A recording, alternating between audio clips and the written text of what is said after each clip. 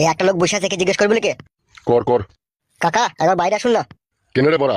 বাড়া বললেন না কাকা, একবার শুনেন না, একবার আসেন। দাঁড়া বড়া। হ্যাঁ বল বড়া, কি বলবি? আবে কেলা শুধু তোর বড়া খুব বড় হয়ে গেছে লাই। কেন বড়া তুমি এরকম কথা বলছো বড়া? ই কি কাকা, কথায় কথায় বাড়া বলছো কেন? উনি এমএলএ সাহেব যে। তা কি হয়েছে রে বড়া? ও এমএলএ তা বড়া? ও বড়া যেখানকার এমএলএ সেখানে গিয়ে ফুটানি মারাবে, ঠিক আছে? এখানকার এমএলএ কি তাই ওকে ওর কথা শুনবো বড়া আমি? ওকে জিজ্ঞেস কর বাড়িটা কোন জায়গায়।